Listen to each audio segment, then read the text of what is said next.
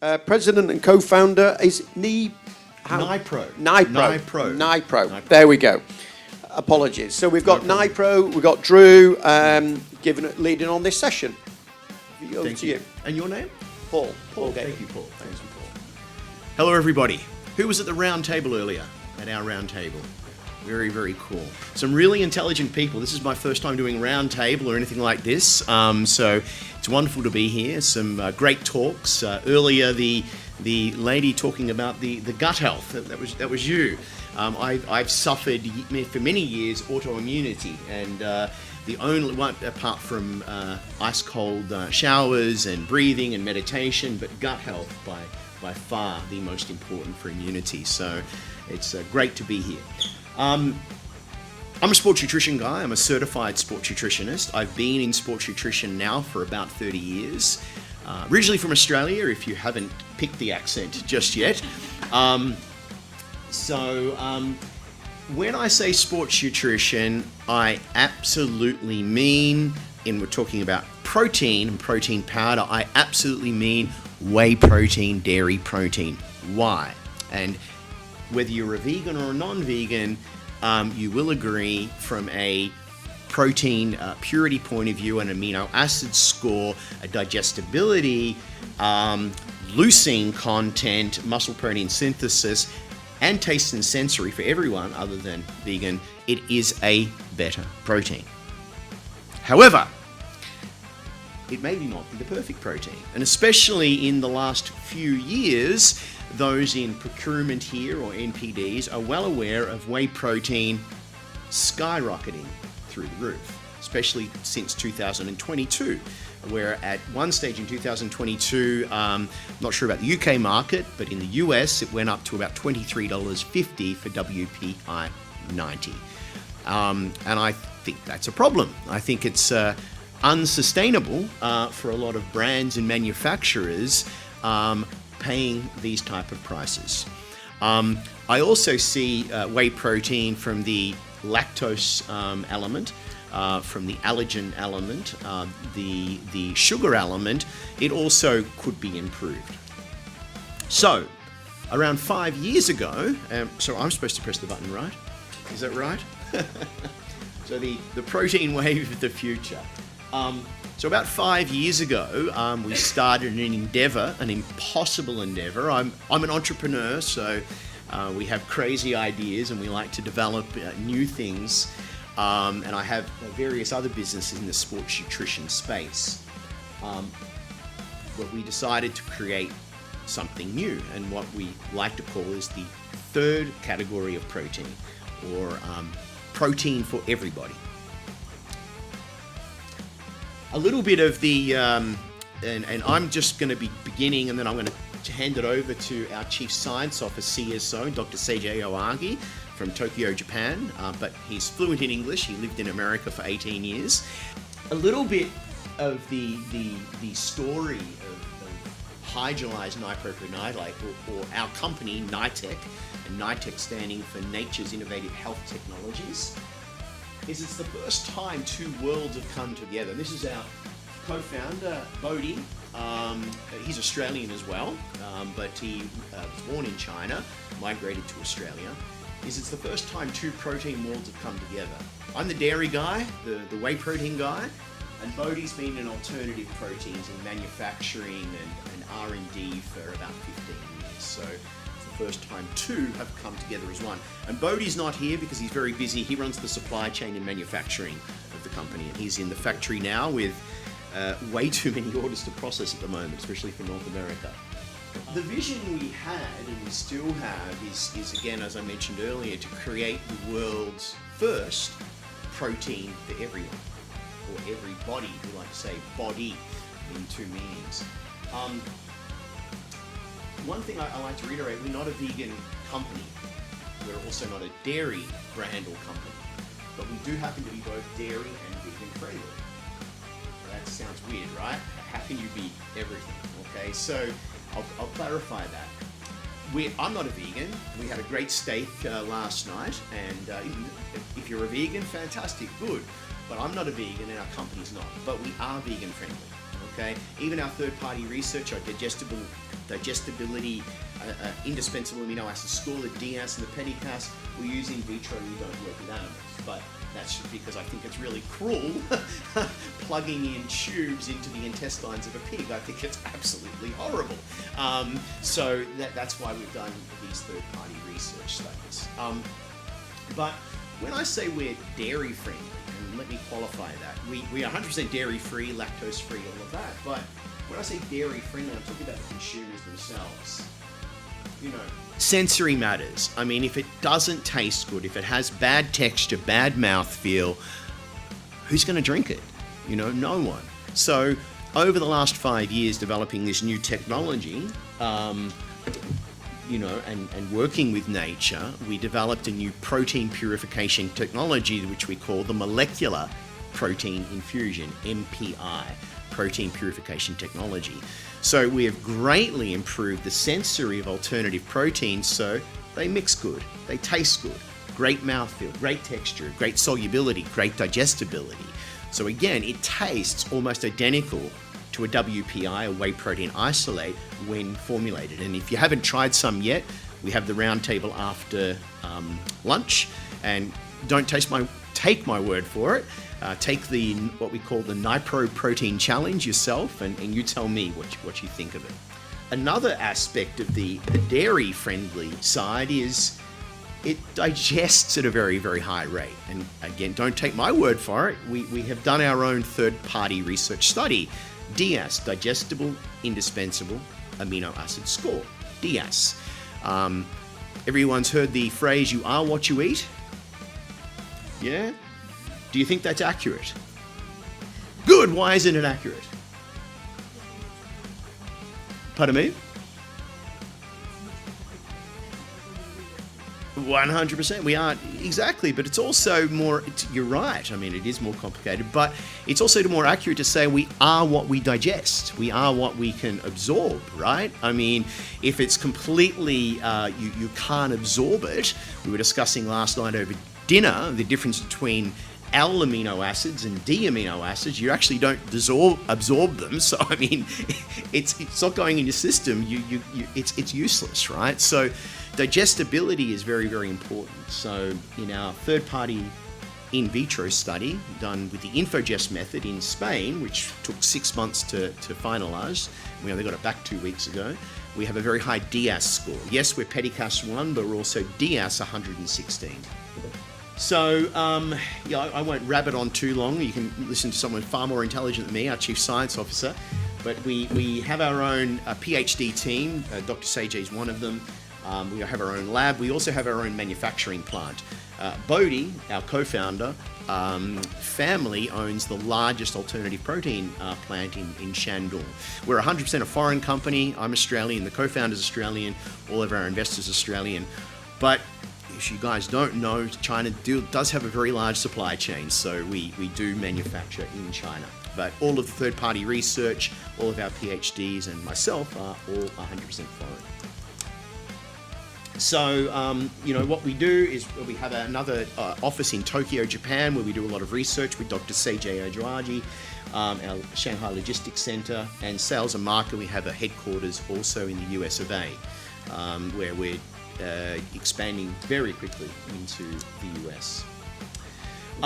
So yes, we are a sustainable protein. It's not like some companies focus only on the sustainable aspects, and I think that's important, but I think equally as important is the human health. So I think you need to be a great quality protein, but yes, sustainable for the planet also matters, and then you have a great protein. Everything matters. So things we do, our biggest component is the R&D, the research and science, the supply chain, and the branding and the education as well. And this is some of our team in there. We have another team member, our general manager. He's not with us today. He's in the factory, Frederick Van Moor from Belgium. He was in Frankfurt last week. Dr. Johan, here from University of Sweden. He has a chemical engineering background, specializing in plant proteins. And he's a mad genius. He's so clever. I just love working with these guys, all of them. And Bodhi's on my right-hand side. So yeah, this is what we do as a company, and we have some more branded ingredients coming. And where does your slides kick in, CJ? Very soon. Some of our team from US and our chief science officers. And I think I can probably hand it over to Dr. Seiji Aoyagi, our chief science officer. Thank you, everybody. Okay, thank you for the intro. But a little bit more about myself. I work for Abbott Nutrition, GSK, Danone. So I've been around in the nutrition industry for about 35 years.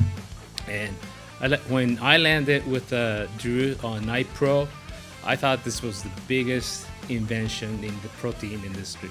So this is a very amazing product, and I'd like to talk to you about science behind this product. So as we know, in the protein industry, we face three major problems. One is protein crisis, which is supposed to come soon.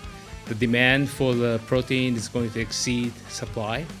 We're gonna have a lot of issues everywhere. That's why a lot of startup companies are investing in alternative protein. Yesterday I had a plant-based protein called plant-based steak called redefined meat, which wasn't too good.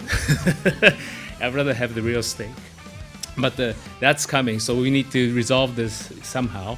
And the second one is it's the sustainability component. Drew mentioned about that.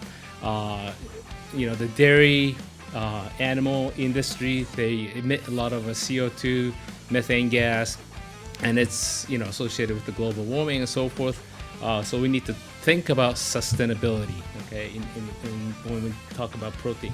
The next one is the price. As we all know, the price of whey fluctuates a lot, and I used to work for the brands, and when the price for the ingredient fluctuates, we really need to consider about the pricing and profit. So we need to have a more stable priced ingredient. So these three issues could be resolved with our product NiHPRO.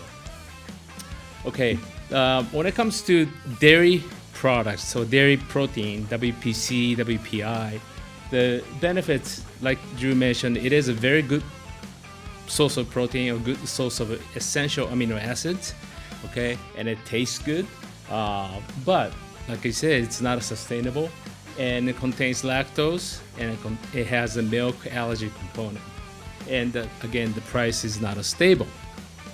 When it comes to plant-based protein, it is considered sustainable, stable pricing, and it is vegan friendly. However, usually the plant-based proteins are very difficult to flavor, as you all, the NPD people know. And also it is limiting in essential amino acids, especially methionine and lysine.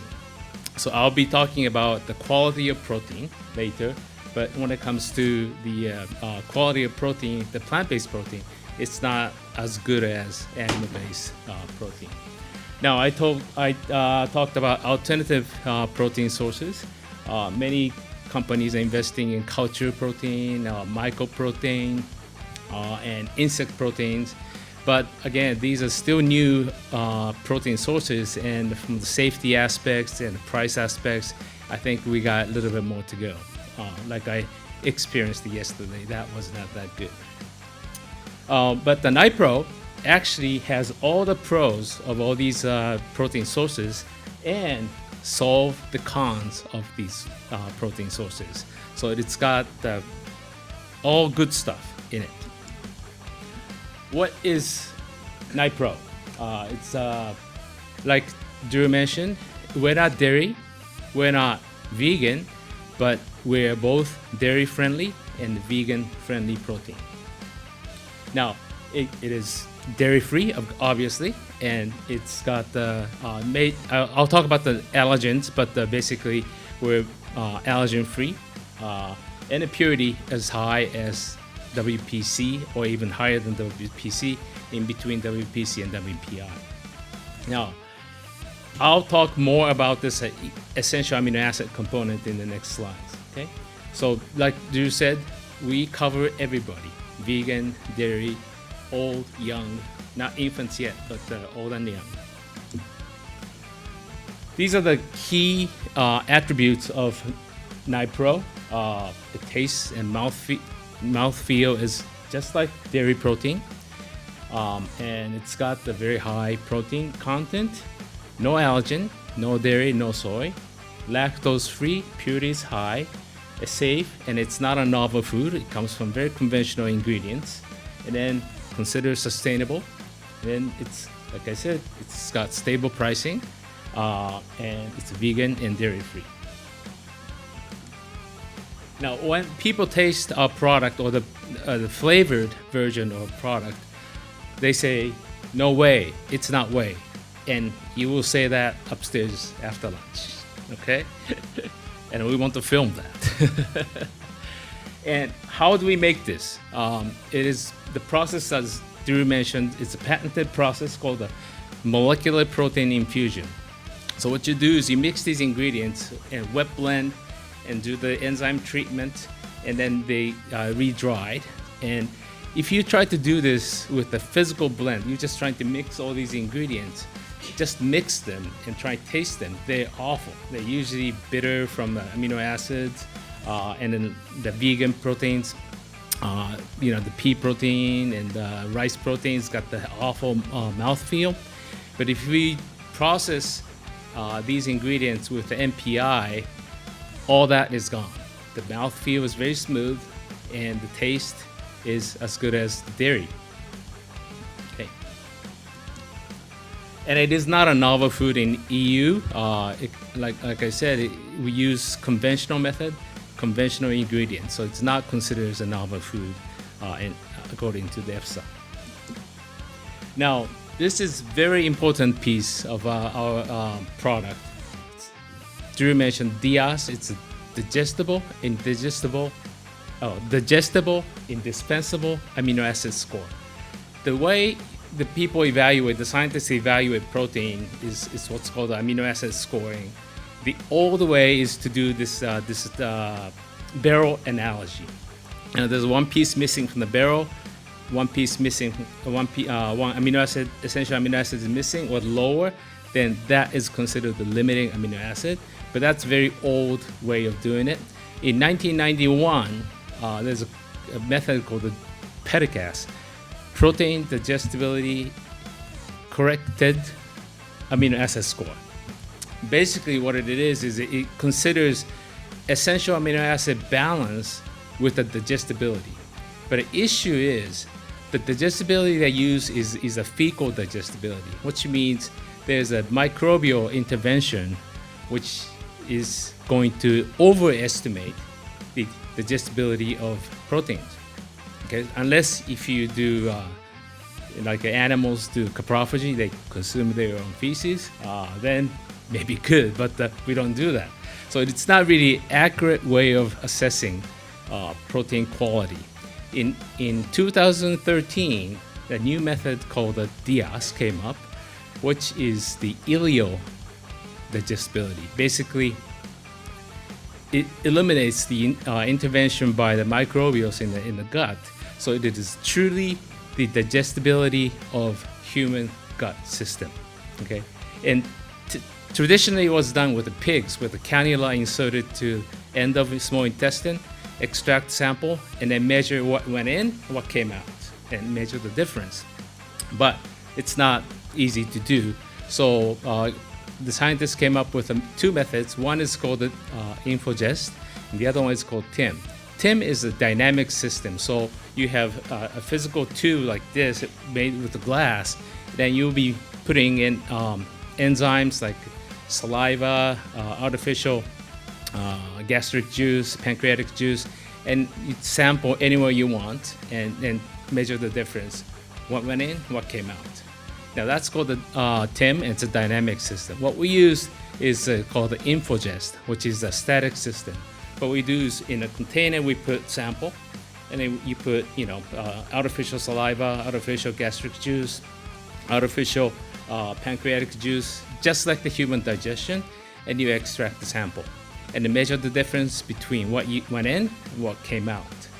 And then what you do is you take the difference in what went in, what came out is the digestibility for each amino acid, okay? And then you look at the essential amino acid requirements for human. From our case, we looked at the adults and children. That FAO issues this is the requirement for these essential amino acids, and we compare that against those numbers and determine what percentage we meet from our digester. Okay, and then what we get the lowest number is what we call the DS score. In our case, histidine was the lowest, and the score that was 116. Now, if you do the similar study with, let's say, WPI, score is actually 109. WPC is 97. If you look at soy, it's 91. Okay, so we proved that our protein, NiHPRO, has protein quality assessed by DIAS higher than WPI, WPC.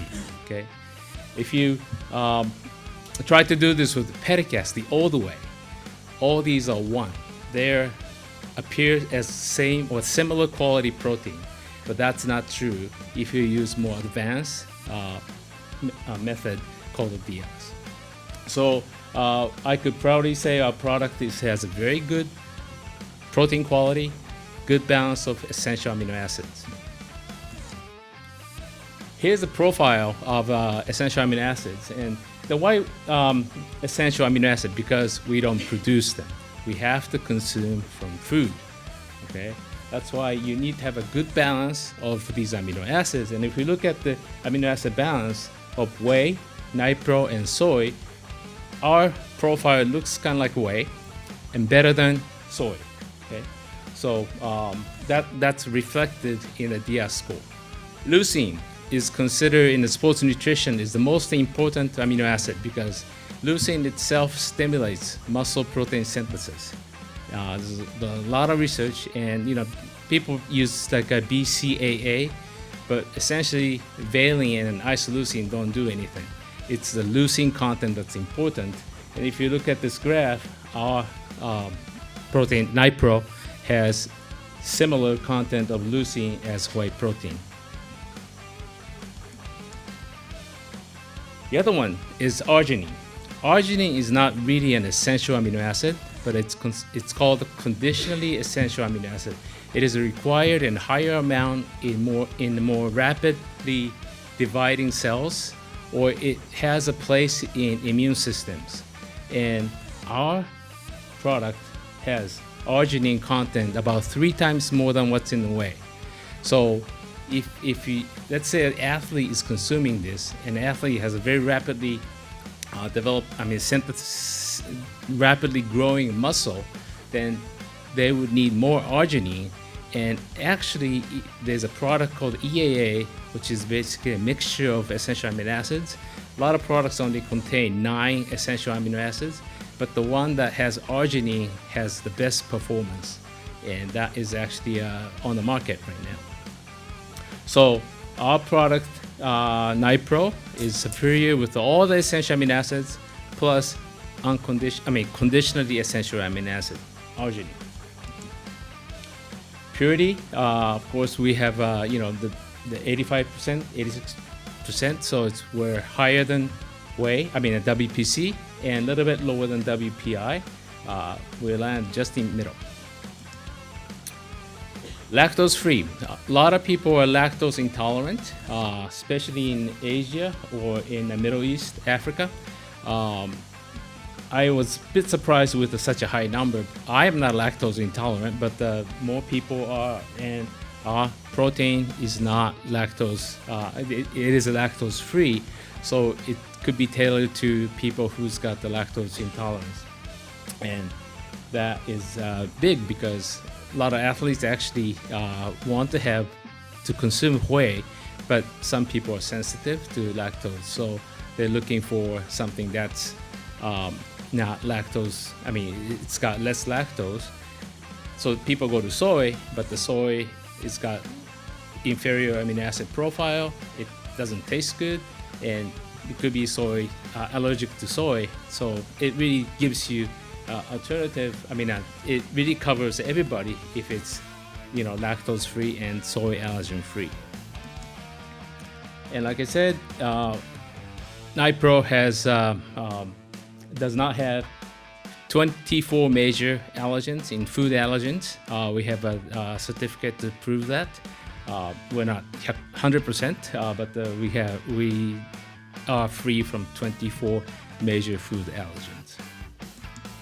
So, like I explained, and Drew also emphasized that NiHPRO is not a vegan, it's not a dairy, but we're both vegan friendly and dairy friendly, and it tastes good and has very stable pricing.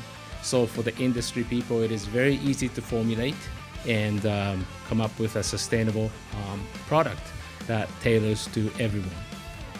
Thank you.